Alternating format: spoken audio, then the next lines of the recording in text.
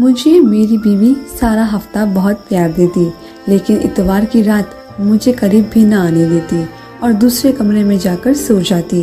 एक रात मुझसे बर्दाश्त न हुआ और मैं उस कमरे में चला गया। वहाँ देखा तो बीवी नहीं थी। जब एक पुराने स्टोर के पास से गुजरा तो चीखों की आवाज़ आ रही थी। जब मैंने कमरा खोला तो मेरे होश उड़ गए। वहाँ तो मेरी बीवी। मैं अकेला बिस्तर पर करवट बदल रहा था और अब मुझे अपनी बीवी के बगैर बिल्कुल नींद नहीं आ रही थी। मुझे अजीब सी बेचैनी का एहसास हो रहा था और इसीलिए मैं अपनी बीवी के कमरे में चला गया ताकि उसे कमरे में वापस ले आऊं। मेरी बीवी हर इतवार की रात अलग कमरे में गुजारती थी। अब तक तो मैंने उस पर कोई एतराज़ नहीं किया था, लेकिन आज की रात मेरे जज्बात मुझे इस बात की इजाज़त नहीं दे रहे थे कि मैं अपनी बीवी से दूरी बर्दाश्त कर सकूं। अपनी बीवी के कमरे में जाकर देखा तो वह वहां मौजूद नहीं थी। मैं हैरान था कि मेरी बीवी आधी रात को कहां जा सकती है। हमारा घर काफ़ी बड़ा था। मैं अपनी बीवी को ढूंढने लगा, वो मुझे कहीं ना मिली। जब मैं स्टोर रूम के आगे से गुजरा तो मुझे चीखों की आवाज़ सुनाई दी। मैंने परेशान होकर जैसे ही स्टोर रूम का दरवाज़ा खोला तो अंदर का मंजर देखकर मेरे कदमों तले ज़मीन निकल गई। मैं सोच भी नहीं सकता था कि मेरी बीवी मुझे इस हाल में स्टोर रूम में मिलेगी। हम 2 भाई थे और हमारी एक बूढ़ी माँ थी। अम्मा बहुत दिनों से बीमार थी और सारी घर का काम इधर उधर हो चुका था। हम दोनों लड़के थे, इसलिए घरदारी नहीं देख सकते थे। जितना भी मुमकिन होता हम दोनों अम्मा का और घर का ख्याल रखते, लेकिन फिर भी औरत की कमी का एहसास होता। एक औरत जिस तरह घर संभालती है, हम 2 भाई मिलकर भी इस तरह घर नहीं संभाल पाए थे। एक दिन अम्मा की एक पुरानी सहेली हमारे घर आई तो उन्होंने अम्मा की हालत देखते हुए अम्मा को सलाह दिया हम दोनों में से किसी एक भाई की शादी कर दें। उन्होंने माँ को अपने भाई की बेटी की तस्वीर भी दिखाई। बहुत ही खूबसूरत थी और वो अपनी भतीजी के लिए कोई लड़का देख रही थी। अम्मा को पहले ही नज़र में वो लड़की बहुत पसंद आ गई। अम्मा की सहेली उस लड़की की बहुत तारीफ कर रही थी कि उनकी भतीजी शहनाज घर बहुत अच्छे से संभालती है और वो पूरा घर आराम से संभाल लेगी। अम्मा भी घर की तरफ से बहुत ज़्यादा फिक्रमंद थी, इसलिए उन्हें यह बात समझ आ गई कि अब उन्हें कोई बहू ले आनी चाहिए। अम्मा ने बड़े भाई की शहनाज की तस्वीर दिखाकर कहा कि अम्मा, भाई और की शहनाज से शादी करनी चाहिए, तो भाई ने साफ मना कर दिया। उन्होंने कहा कि वह गरीब लड़की से शादी करेंगे क्योंकि वो खुद भी बहुत नेक है और वो शादी पर कोई दहेज भी नहीं लेना चाहते हैं, बल्कि सब कुछ खुद से ही सेट करना चाहते थे। इसलिए फिलहाल वो शादी करने के लिए राजी नहीं थे। अम्मा ने जब मुझे शहनाज की तस्वीर दिखाई तो शहनाज मुझे पहली ही नज़र में पसंद आ गई। बिल्कुल वैसी थी जैसी लड़कियां मुझे पसंद थी। भाई की तरह मैं भी बहुत अच्छी नौकरी करता था, इसलिए अम्मा ने सोचा कि वह भाई की जगह मेरी शादी करवा देती है। शहनाज बहुत ही पढ़ी लिखी और अच्छे खानदान से थी। उसके पिता का अपना कारोबार था। उनकी हालत हमसे बहुत अच्छी थी।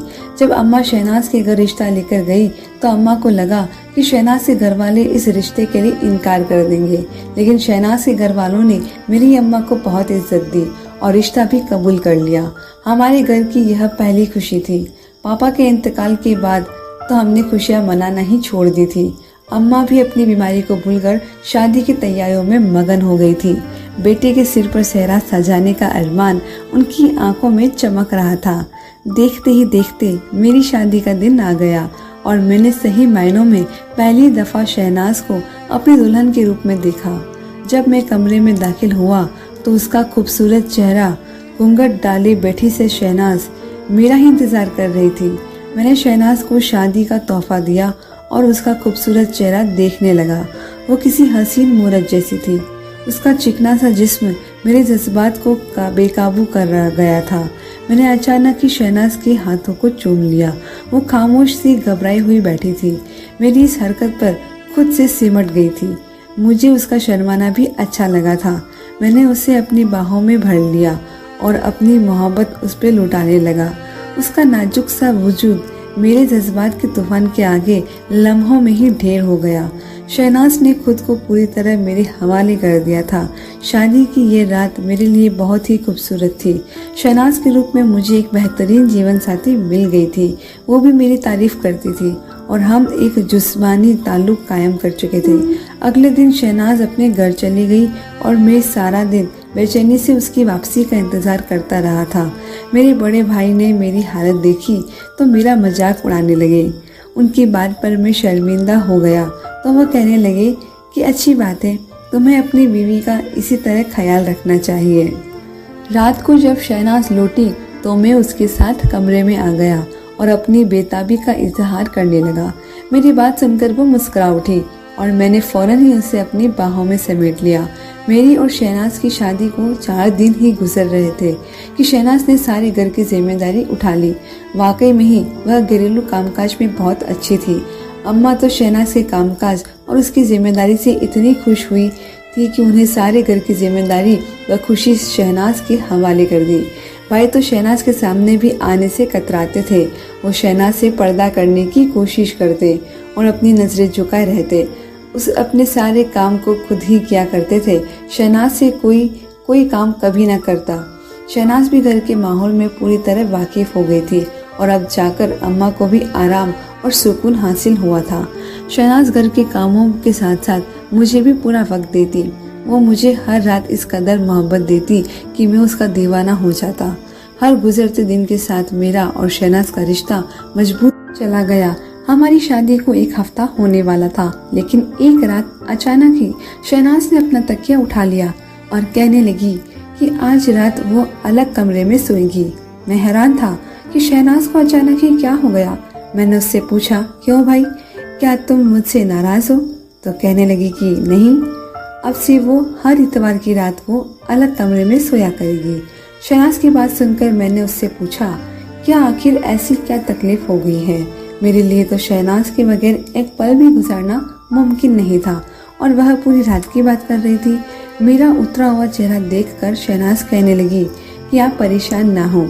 दरअसल मैंने मन्नत मांगी थी कि अगर मेरा पति बहुत मोहब्बत करने वाला होगा तो मैं हर इतवार की रात अपने पति से अलग रहूंगी और इसीलिए अब मैं अपनी मन्नत को पूरा करना चाहती हूँ, क्योंकि आप मुझसे बहुत मोहब्बत करते हैं और मेरी मन्नत कबूल हो गई है। मैंने कहा कि अगर ये तुम्हारी मन्नत है तो मुझे कोई एतराज नहीं है, लेकिन तुम्हारी गैर मौजूदगी मेरे लिए नाकाबिले बर्दाश्त है। मेरी बात सुनकर वो कहने लगी कि उसके लिए भी मेरी जुदाई बर्दाश्त करना कोई आसान बात नहीं है, लेकिन हम दोनों एक ही घर में हैं और मैं बस एक ही रात अलग गुजारा करूंगी। शहनाज तकिया लेकर कमरे से निकल गई। मैं बेड पर करवटें बदलता रह गया। शहनाज की गैर मौजूदगी में मुझे एक पल के लिए भी नींद नहीं आई, लेकिन मैं यह सोचकर खामोश हो गया कि बस एक रात की ही तो बात है। उसने सारे हफ्ते मुझे बहुत प्यार किया था। मैं एक रात तो उसके बगैर अकेले गुजार ही सकता था। अगली सुबह जब शहनाज कमरे में आई तो मुझे उसका चेहरा कुछ उतरा हुआ सा लगा। मैंने उससे पूछा, क्या हुआ है? तो वो कहने लगी कि उसे अकेले कमरे में नींद नहीं आई। मैंने प्यार से उसे गले लगाया और कहा, अगर ऐसा ही है तो मुझे छोड़कर ना जाया करे। मेरी बात सुनकर शहनाज कहने लगी, उसे हर हाल में अपनी मन्नत पूरी करनी है और कुछ ही वक्त में उसे मेरे बगैर रहने की आदत हो जाएगी। मैंने शहनाज को तंग करने के लिए कहा कि तुम तो बहुत जालिम हो, खुद पर भी जुल्म करती हो और मुझ पर भी जुल्म करती हो। तुम कोई और भी तो मन्नत मांग सकती थी, लेकिन तुमने तो मुझे तड़पाने के लिए ऐसी ही मन्नत मांगी है। शहनाज ने हल्के से मुझे देखा और घर के कामों में मसरूफ हो गई। मैं अम्मा के पास जाकर बैठा तो वो शहनाज की बहुत ज़्यादा तारीफ कर रही थी। मुझे बहुत खुशी महसूस हुई कि मेरी माँ को बाकी सासों की तरह शहनाज से कोई तकलीफ नहीं थी। अब घर बहुत अच्छी तरह संभल गया था और सभी अपनी अपनी जगह बहुत खुश थे। शहनाज ने माँ की भी इतनी अच्छी देखभाल की थी कि माँ की सेहत भी बेहतर हो रही थी। किसी ने सच ही कहा है कि अच्छी बीवी घर को जन्नत बना देती है, और वाकई शहनाज ने मेरा घर जन्नत बना दिया था। बस वो इतवार की रात मुझे तड़पता हुआ छोड़कर दूसरे कमरे में चली जाती और यही बात मुझे अच्छी नहीं लगती थी। मैं अकेला बिस्तर पर लेटा शहनाज की गैर मौजूदगी को महसूस करता। मुझे शहनाज की बाहों में सोने की आदत हो चुकी थी। जब तक मुझे नींद ना लग जाती, शहनाज मेरे बालों में अपनी उंगलियों को फेरती रहती और अब मुझे उसके बगैर नींद नहीं आती थी। शहनाज ने मुझे अपना आदी बना दिया था। ऐसे ही एक रात शहनाज दूसरे कमरे में चली गई तो मुझे अकेले नींद ही न लगी और मैंने फैसला किया अब मैं शहनाज को खुद से अलग नहीं रहने दूंगा और इस दूरी को मिटा दूंगा। और यही सोचकर जब मैं शहनाज से कमरे में पहुंचा तो वो मुझे ना मिली। तो उसे ढूंढते हुए मुझे स्टोर रूम से चीखों की आवाज आई तो मैं फौरन ही स्टोर में घुस गया। मेरी बीवी शहनाज मेरे भाई के साथ स्टोर रूम में मौजूद थी और वह बुरी तरह चीख रही थी, जबकि मेरा भाई उसके दोनों हाथों को पकड़े हुए उसको चुप करवाने की कोशिश कर रहा था।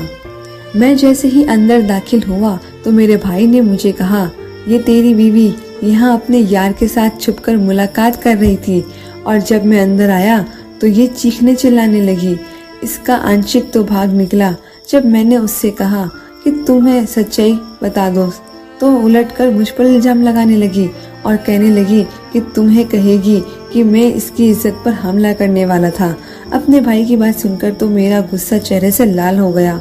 मैंने आगे बढ़कर शहनाज के मुंह पर एक जोरदार थप्पड़ मार दिया। शहनाज जो बहुत देर से कुछ कहना चाह रही थी, थप्पड़ खाकर सकते में आ गई। वो मुझसे कहने लगी कि आप एक बार मेरी बात तो सुन लीजिए। लेकिन मैंने खुद अपनी आंखों से देखा कि शहनाज किस होलिये में आधी रात को स्टोर रूम में खड़ी है। वो कह रही थी कि वह यहाँ अपने किसी आशिक से मुलाकात करने नहीं आई थी, बल्कि मेरे भाई ने उसे बुलाया था। मैं अपने नेक और पाक भाई के खिलाफ उसके मुंह से जहर भरे अल्फाज सुनकर दंग रह गया था। मैंने शहनाज को बालों से पकड़कर घसीटता हुआ कमरे में ले आया। मैं जिस औरत को अपनी इज्जत समझता था और जिससे इतनी मोहब्बत करने लगा था, उसने मेरी ही पीठ में खंजर घोंप दिया था। आज मुझे समझ आया कि सारा हफ्ता मुझे खुश करने के बाद इतवार को दूसरे कमरे में जाकर क्यों सोया करती थी। मैं जान गया था कि इसकी कोई मन्नत नहीं बल्कि अपने आशिक से मुलाकात का वक्त है। अगर आज मेरा भाई उसे ना देखता तो शायद मुझे उसकी इस हरकत का जिंदगी भर पता ना होता। मैंने शहनाज को कहा कि अभी और इस वक्त अपने सामान बांधो और अपने घर चली जाओ। मेरे घर में उसके लिए कोई जगह नहीं है। शहनाज मेरे पैरों पर गिर पड़ी, मुझसे कहने लगी कि मैं एक बार उसकी बात सुन लूं। वैसे तो शहनाज किसी बात पर मुझे एतबार नहीं आने वाला था, लेकिन मैं उसे एक मौका देना चाहता था। मैंने शहनाज से बहुत ज्यादा मोहब्बत की थी। मैंने उससे कहा कि तुम्हारे पास एक आखिरी मौका है, तुमने जो भी कहना है एक बार ही कह दो। वो कहने लगी कि शादी से पहले एक लड़के को पसंद करती थी, लेकिन दोनों के बीच ऐसा कोई ताल्लुक नहीं था जिस पर शहनाज को शर्मिंदा होना पड़े। वो लड़का भी शहनाज को पसंद करता था, लेकिन उसके घर वाले रिश्ता भेजने के लिए राजी नहीं हुए। शहनाज के पास उस लड़के के दिन कुछ तस्वीर मौजूद थी और वो लड़का दुबई जा रहा था, तो शहनाज ने सोचा वो उसकी तस्वीर उसे वापस कर दे, क्योंकि शहनाज मेरी बीवी बन चुकी थी और वो मुझसे मोहब्बत करने लगी थी। एक दिन जब वो अपनी माँ से मिलने के लिए अपने घर गई तो उसने तमाम सामान समेटे और उस लड़के को आखिरी बार मिलने के लिए एक होटल में बुलाया। वह उसे उसके सामान वापस करके अपनी खुशगवार आजाद जिंदगी से आगाह कर दे और वो लड़का भी शहनाज को भूलकर अपनी जिंदगी में आगे बढ़ जाए। लेकिन वो आखिरी मुलाकात शहनाज की जिंदगी के लिए बवाल बन गई। जब शहनाज उस लड़के से मिलने के लिए गई तो वहाँ पर उसे मेरे भाई ने देख लिया और चुपके से उसकी वीडियो बना ली, जिसमें वो लड़का शहनाज का हाथ पकड़ के उसे अलविदा कह रहा था। शहनाज को लगा था कि माँ जी का ये किस्सा अब दफन हो जाएगा और वह मेरे साथ खुशी खुशी एक बेहतर जिंदगी गुजारेगी। लेकिन मेरे भाई ने उसकी वीडियो बनाई और उससे ब्लैकमेल करने लगा कि वो हफ्ते में एक रात मेरे भाई के साथ गुजारेगी। वो मेरे भाई की धमकियों से खौफजदा हो गई थी और मुझे छोड़ना भी नहीं चाहती थी, इसलिए उसने ये कदम उठा लिया और वह हर इतवार की रात मेरे भाई के साथ स्टोर रूम में गुजारने लगी। लेकिन ये सब वो अपनी खुशी से नहीं कर रही थी, इसलिए मेरे भाई की गलत हरकतों पर वो चीखने चिल्लाने लगती। शहनाज मेरे आगे हाथ जोड़कर रो रही थी वो कह रही थी कि वो भी इस गुनाह भरी जिंदगी से निकलना चाहती थी, लेकिन मेरे बगैर वो जिंदा नहीं रह सकती थी। इसलिए कभी उसने सच बोलने की हिम्मत नहीं की। मैं गैर यकीन आलम में शहनाज को देख रहा था। मैं उसकी हर बात पर यकीन कर सकता था, लेकिन इस बात पर कभी भी भरोसा नहीं कर सकता था कि मेरा भाई शहनाज से ताल्लुक कायम करने के लिए उसको रूम में बुला सकता है। मेरा भाई बहुत ही नेक और शरीफ था। उसने तो कभी नजर उठाकर भी किसी लड़की को नहीं देखा था, और शहनाज से भी रिश्ते के लिए भाई ने खुद ही इनकार किया था। तो फिर वो शहनाज को अपने पास क्यों बुलाता? मैं पूरी तरह भंवर में फंस चुका था। शहनाज के आंसू उसकी सच्चाई को गवाही दे रहे थे, और मैं अपने भाई के किरदार की गवाही दे सकता था। मैं सिर पकड़कर बैठ गया। मुझे कुछ समझ नहीं आ रहा था।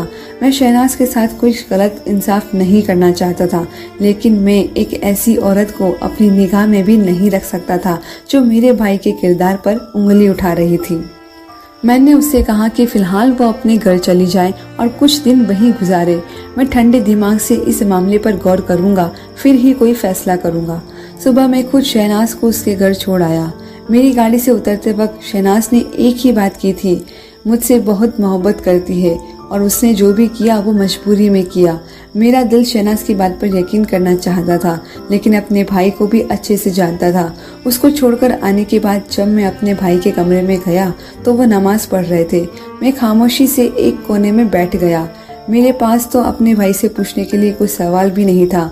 मेरे भाई ने साफ साफ लफ्जों में मुझे यही बताया कि वह रात पानी पीने के लिए अपने कमरे से निकले, और जब उसने स्टोर रूम से कुछ आवाज़ें आई तो उन्होंने जाकर देखा वहाँ पर शहनाज एक लड़के के साथ मौजूद थी।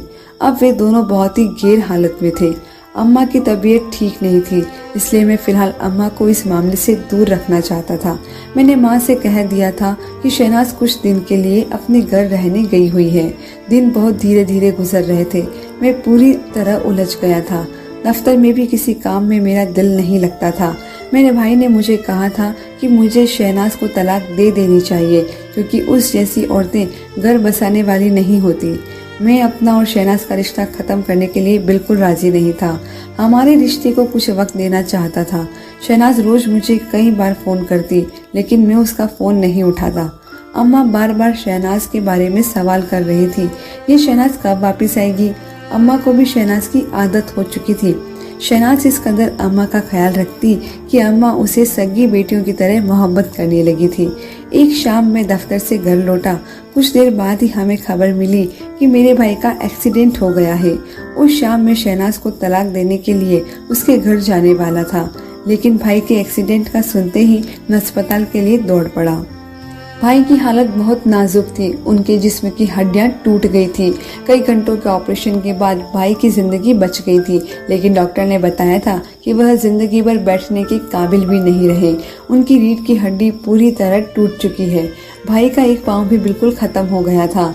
अपने भाई की ऐसी हालत देखकर मैं शहनाज को पूरी तरह भूल गया और भाई की खिदमत में लग गया। अम्मा भी भाई को लेकर बहुत परेशान थी। उनकी हालत बहुत ज्यादा बिगड़ गई थी। मैं अकेला उन दोनों को बहुत मुश्किल से संभाल रहा था। न जाने किसकी गंदी नजर हमारे घर की खुशियों को खा गई थी। जब भाई को 15 दिन बाद सही मायने में होश आया और बात करने के काबिल हुए, तो जो कुछ उन्होंने मुझसे कहा, यह सुनकर मेरी जान निकल गई। भाई रोते हुए कह रहे थे कि शहनाज की कोई गलती नहीं थी, उसने सब कुछ सच कहा है। वो वाकई उस लड़के से आखिरी मुलाकात करने गई थी, लेकिन भाई ने जानबूझकर कुछ ऐसे लम्हों की वीडियो बनाई थी कि जिससे वो उसके खिलाफ इस्तेमाल कर सकते हैं। शहनाज बहुत शरीफ और नेक लड़की थी। जब उसे इस बात का पता हुआ कि भाई के पास उसकी वीडियो है जिसके जरिए वो उसका मुझसे रिश्ता भी खत्म करवा सकते हैं, तो उसने भाई से मिन्नतें की कि वो ऐसा ना करे। भाई अच्छे से जानते थे कि वो मेरे बगैर नहीं रह सकते, इसलिए भाई ने उस बात का पूरी तरह फायदा उठाया और उसे मजबूर कर दिया कि वो हर हफ्ते एक रात भाई के साथ गुजारेगी। पहली बार तो शहनाज ने इनकार कर दिया, लेकिन जब भाई ने उसे वीडियो को लेकर ब्लैकमेल किया तो वो मजबूर हो गई। भाई कहने लगे कि हर हफ्ते वो उसके साथ जबरदस्ती ताल्लुक कायम करते और शहनाज इसी तरह चीखती चिल्लाती रहती। वो ये सब लेकर बहुत ज्यादा परेशान थी। वो मुझे धोखा नहीं देना चाहती थी। उस रात भी शहनाज खुद को बचाने के लिए शोर कर रही थी और इंतजार कर रही थी कि मैं उसे बख्श दूं। भाई रोते हुए कह रहे थे कि उन्होंने एक बेगुनाह को बर्बाद किया है, इसलिए खुदा ने उन्हें ऐसी सजा दी है। मैं भाई की बात सुनकर सदमे में पड़ गया था। मेरा वो भाई जिसे मैं बहुत ही नेक और शरीफ समझता था, वो इतना कैसे गिर सकता था कि मेरी ही बीवी के साथ ताल्लुकात कर लेता। भाई कहने लगा कि जब शहनाज शादी होकर घर आई तो भाई की नज़र खुद ब खुद उसके वजूद से हट ना पाती। शहनाज की खूबसूरती ने उन्हें बेकाबू कर दिया था, लेकिन वह फिर भी नजरें झुकाए रखते थे। उन्हें जब मौका मिला कि वो शहनाज का इस्तेमाल कर सके तो उन्होंने इस मौके का पूरा फायदा उठाया। वो भूल गए कि एक साथ ऐसा भी है जो उनके गुनाह को देख रही है। मैं हॉस्पिटल से निकलकर शहनाज के घर की तरफ जाने लगा। मुझे शहनाज को अपनी जिंदगी में वापस लाना था और उससे माफ़ी मांगनी थी। मैंने सोच लिया था कि मैं शहनाज के कदमों में गिरकर उससे अपने भाई के लिए भी माफ़ी मांगूंगा, क्योंकि मेरे भाई को खुदा ने इतनी बड़ी सजा दी थी कि हम इंसान सोच भी नहीं सकते थे। अपने भाई की ऐसी हालत देखकर मैं भी उन्हें माफ़ कर चुका था। मुझे यकीन था कि शहनाज मुझसे इतनी मोहब्बत ज़रूर करती है कि वो मुझे और मेरे भाई को माफ़ कर देगी, हमें दोबारा से अपना लेगी। खुदा की लाठी में आवाज़ होती है और जब ये इंसान पर पड़ती है, इंसान बर्दाश्त भी नहीं कर पाता। धन्यवाद दोस्तों।